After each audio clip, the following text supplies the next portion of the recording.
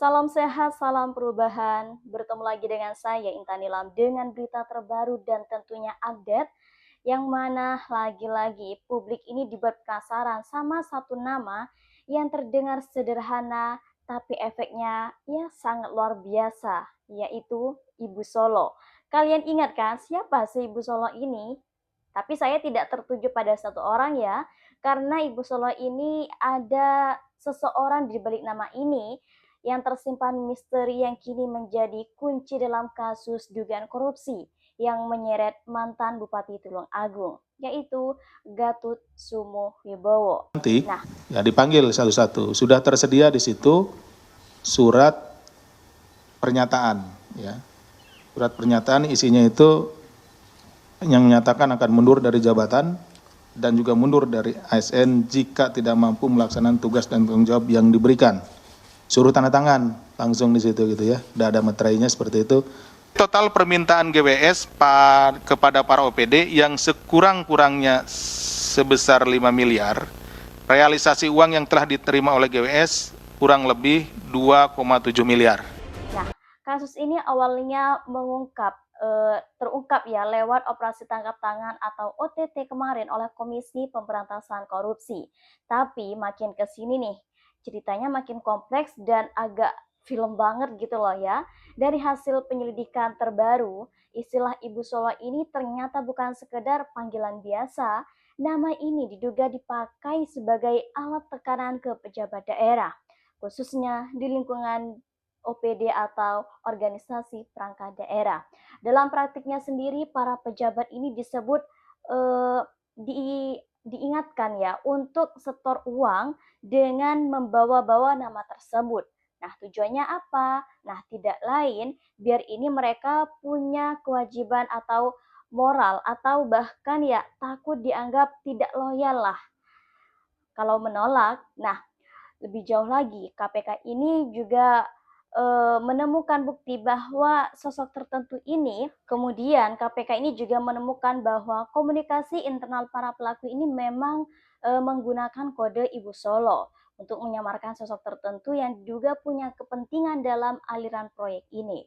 Nah, angka yang beredar pun bukan angka yang kecil ya. Dengan total permintaan setoran ini diduga sekitar 5 miliar rupiah.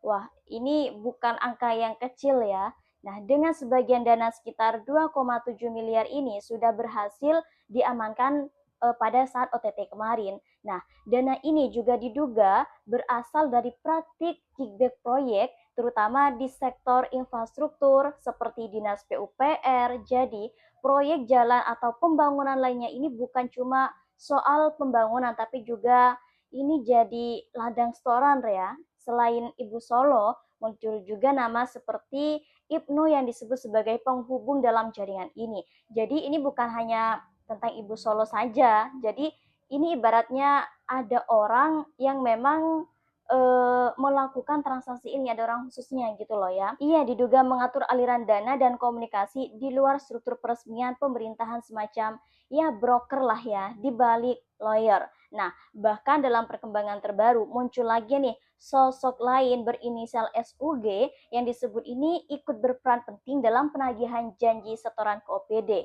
Nah, kombinasi nama-nama ini pun ya yang bikin kasusnya ini makin terlihat seperti ya memang ada jaringan untuk kasus seperti ini, bukan aksi yang individu atau aksi yang bisa dilakukan satu orang saja.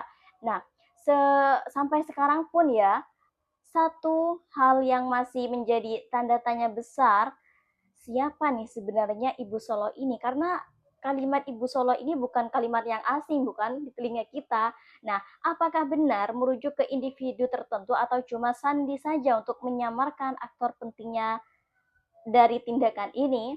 Nah, KPK pun masih terus mendalami ya makna di balik Ibu Solo ini. Nama tersebut juga membuka kemungkinan nih adanya pihak lain yang lebih besar di balik layar.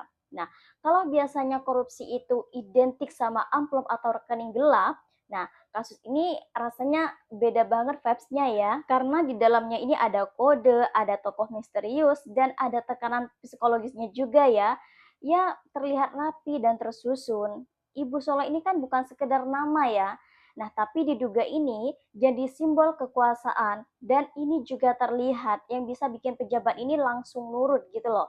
Dan sekarang ini publik juga sedang menunggu ya, apakah sosok di balik nama Ibu Solo ini bakal benar-benar terungkap nantinya atau tetap jadi misteri yang cuma beredar di bilik birokrasi.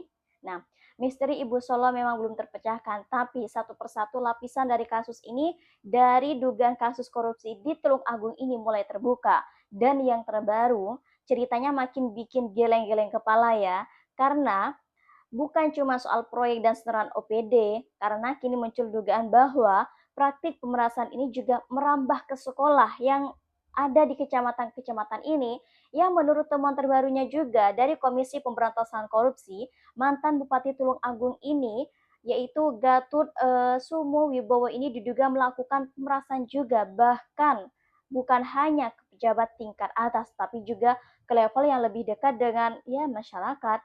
Nah, juru bicara KPK pun Budi Prasetyo juga mengungkapkan bahwa ya penyidik menemukan indikasi tekanan hingga ke lingkungan sekolah dan juga kecamatan. Parah banget kan yang seperti ini. Artinya ya praktik ini bukan cuma terjadi di ruang-ruang tempat elit, tetapi juga menyentuh dunia pendidikan dan pemerintahan paling bawah lah ya istilahnya. Yang lebih mencengangkan lagi ya, jabatan-jabatan tersebut diduga punya label harga. Ya, kepala sekolah ada tarifnya, camat bahkan juga ada tarifnya, ada angka yang dipatok. KPK menyebut bahwa untuk bisa menduduki posisi tertentu, pihak-pihak terkait ini diduga harus menyetor sejumlah uang. Kalau ditarik ke belakang nih ya, pola ini sebenarnya nyambung dengan modus-modus yang sebelumnya pernah diungkap oleh KPK. Nah, dalam konstruksi perkara pun, Gatot Sumowibowo ini disebut sempat meminta para pejabat ini menandatangani surat pengunduran diri tanpa tanggal. Ya, sekilas terlihat seperti administratif saja, tapi di balik itu, surat ini diduga sebagai alat kontrol. Bayangin kapan saja bisa dinonaktifkan kalau pejabat ini dianggap tidak patuh. Nah, dari situ tekanan ini makin kuat dan berujung pada permintaan uang, baik untuk proyek, jabatan, bahkan loyalitas. Kalau di bagian sebelumnya Ibu Solo ini dipakai sebagai ya simbol tekanan untuk eh, proyek-proyek, maka di bab baru ini tekanannya berubah bentuk jadi jual beli jabatan. Polanya mirip, ada tekanan psikologis, jabatan, ada target uang, dan bahkan ada jaringan perantara. Bedanya, kali ini sasarannya lebih luas dan bahkan menyentuh sektor pendidikan. Dan ini yang bikin kasusnya makin serius, bukan cuma soal korupsi anggaran, tetapi juga rusaknya sistem dalam birokrasi. Dalam banyak kasus korupsi, apalagi di daerah ya, biasanya ada satu titik lemah. Tapi di Tulung Agung, yang muncul ini justru rantai yang saling mengunci nih. Pejabat yang ingin aman harus setor tunai dan yang ingin naik jabatan harus bayar. Dan bahkan sudah dipatok ya harganya. Yang sudah bayar harus cari cara balik modal. Kemudian siklus ini menciptakan efek domino. OPD tertekan untuk cari pemasukan tambahan dan juga proyek jadi ajang negosiasi. Bukan pembangunan, jabatan jadi investasi, bukan amanah.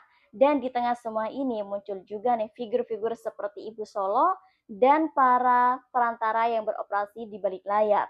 Ini saling menghubungkan kepentingannya ya, mengatur aliran dana sekaligus ya menjaga sistem tetap berjalan. Kasus ini juga jadi semacam stress test bagi sistem pemerintahan daerah. Apakah mekanisme pengawasan internal ini benar-benar berjalan? Atau justru ikut larut dalam pola yang sama? Kalau praktik harga jabatan dan juga store proyek ini bisa berlangsung cukup lama tanpa terdeteksi ya, artinya ada celah besar-besaran baik di birokrasi maupun pengawasan. Menurut kalian gimana?